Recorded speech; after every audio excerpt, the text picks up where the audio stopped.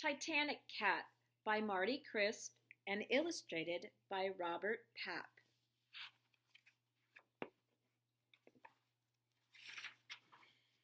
The Titanic was a ship as big as her name. She was 10 stories high and 4 blocks long, a floating city with her own restaurant, post office, library, swimming pool, squash courts, gymnasium, and even a Turkish bath.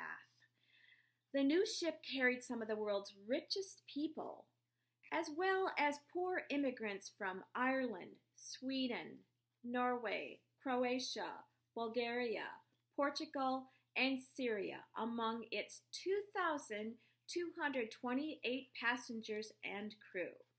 Because she was built with watertight compartments in her hull, people thought the Titanic was unsinkable. But the huge ocean liner hit an iceberg as she steamed across the North Atlantic on her maiden voyage. It was a moonless night, April 15, 1912, when the ship sank, taking with her some 1,500 people, a fortune in cargo, and at least 9 dogs, and just possibly a cat. As far as history was concerned, Titanic's cat, because every ship that sailed in those days had a cat on board, could be counted among the dead. For 80 years, the true fate of the cat was just another of Titanic's unsolved mysteries, resting with the rusting hulk on the ocean floor. Then, in 1985, explorer Robert Ballard discovered the long-lost wreck, and new information began surfacing, like this story.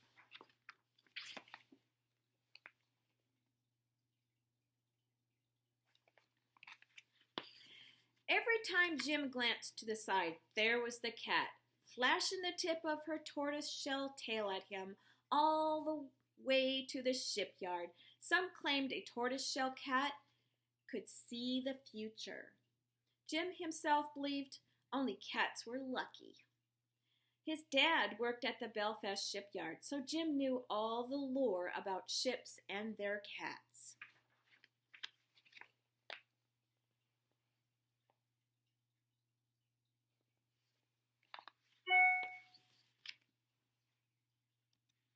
Jim reached the ship, rocking on its slip, towering above him. Its fresh black and white paint seemed to glow in the morning sun. Jim felt lucky to be crewing this beauty on her first voyage. It was his first voyage, too.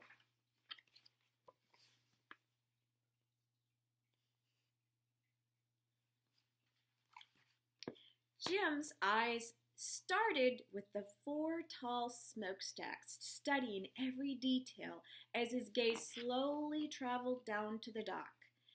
That same cat was sitting there on top of a piling. She jumped down and came towards Jim as if she'd been waiting for him all along. It was a good omen, a good sign for a cat to walk towards you. Jim was certain this was going to be a great trip. He held out his hand. His dad said Jim had a way with animals. The cat rubbed against his knees as he tickled her soft fur.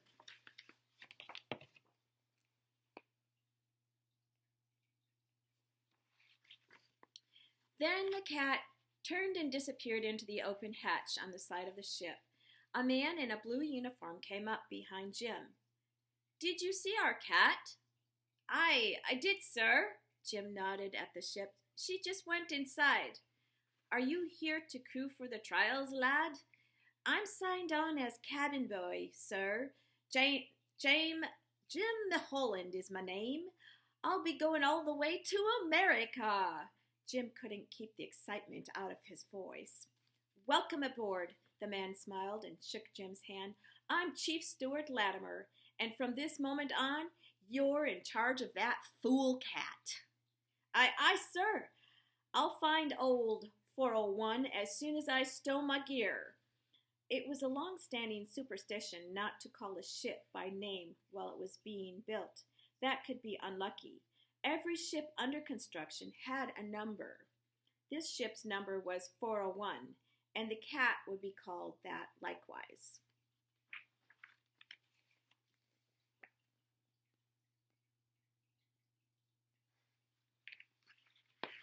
There were a lot of places to look for a cat on a ship 4 city blocks long.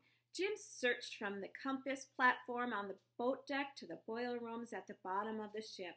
The smell of fresh varnish was strong in the third-class general room, but no cat.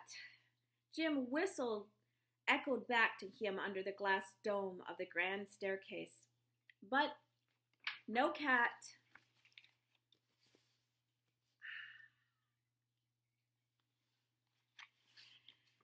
Jim sighed with relief when he finally found the tortoiseshell on B deck in the Café Parisien. Then he saw a kitten beside her. "So you have a family. It's a fine job you've done, little 401. Jim knelt and stroked each fluffy kitten. 4 new ship's cats in all. This voyage would be lucky indeed.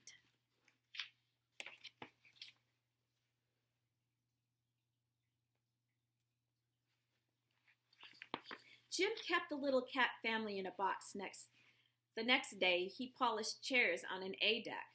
The sharp tang of sea air made him daydream about the great voyage to come. He had always wanted to go to sea and see faraway places. First, there would be 2 weeks of fitting out and then sprucing up.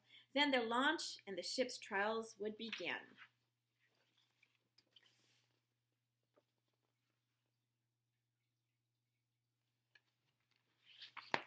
Jim worked hard to keep the cat family close at hand. Once the ship got moving, he noticed that 401 would slip in and slip out of the box, putting an end to mice scurrying through the galleys. She caught a rat in an oatmeal bin Jim had forgotten to cover in the third-class storage cupboard. It was lucky she was around, he suspected, to keep him from getting in trouble.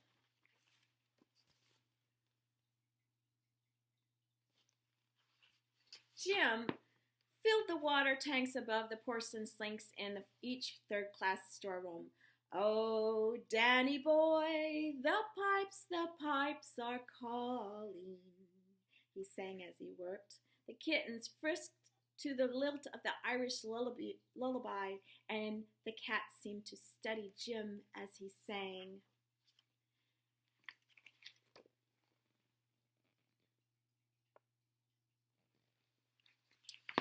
Jim was on the boat deck swabbing it clean with a mop when he spotted one tiny bold kitten venturing out of the box and ducking under a lifeboat.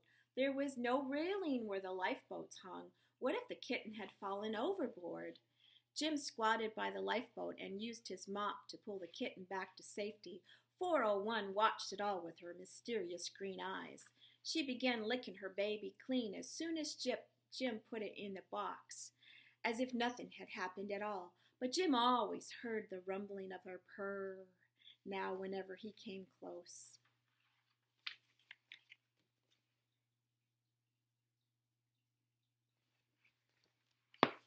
So he was surprised when he stood at the rail 2 days later watching the ship dock in Southampton. The cat was not in her usual spot beside him. Her kittens were sleeping down below in the box under his bunk, as they'd done during the first 8 days of practicing stops and turns and night running.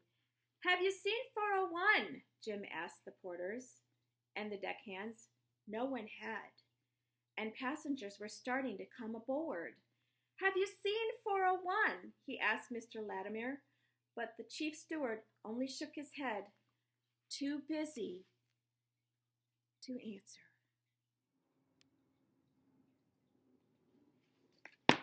Jim leaned forward in surprise. Could that be his cat going down on the gangplank, carrying a kitten in her mouth? Jim shaded his eyes. It was her. She placed her kitten in a coil of rope on the dock and streaked back to the ship. He could hear her loud mewing, even from here. A mewing cat meant difficult journey. Jim knew the old sailor's superstition as well as he knew his dad's Irish lullabies. He clutched the rail as she reappeared with a second kitten.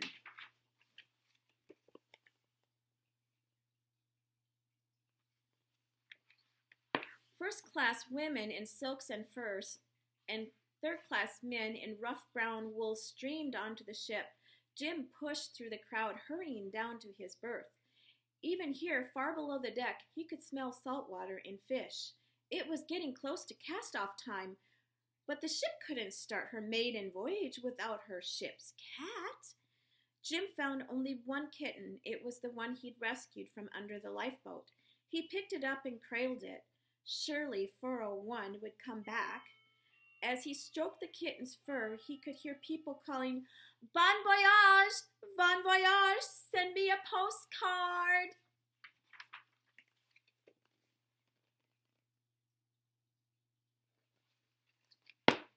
The call of "all ashore, going ashore" startled Jim. He looked down at the kitten cupped in his hands. There was really no other choice. Jim bounded up the stairs and raced across the deck. "You're gonna miss the boat, boy," a crewman called. The gangplank was already being hauled in. Jim clutched the kitten and jumped.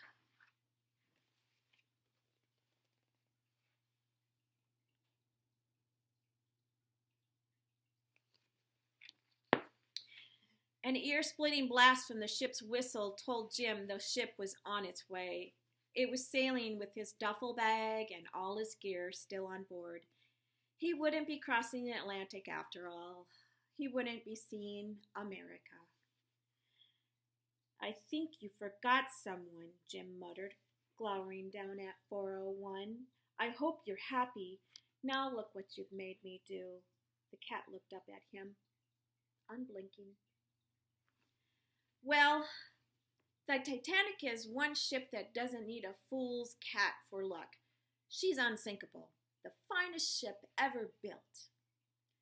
That cat didn't glance up at tugboats that pulled the Titanic into Southampton Harbor. She was busy licking her kittens.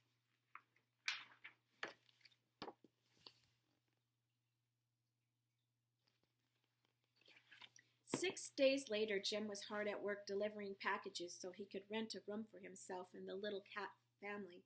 The cat was his friend, despite what she'd done. He had taken care of 401 and her kittens on board the Titanic, and he'd keep taking care of them until they could find another ship, a smaller, older, less exciting ship, to be sure. Jim was so busy delivering bread and milk, newspapers, and dry goods parcels that he missed the first whispers of trouble.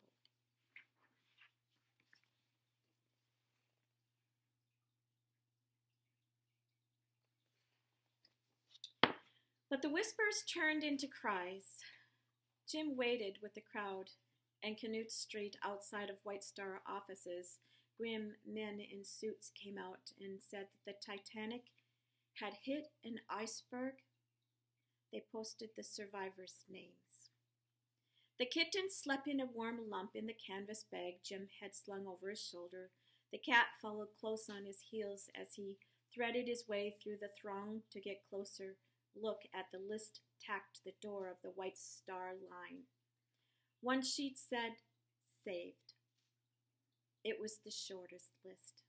The other said, "Missing." Jim's eyes scanned the long columns. His name was there.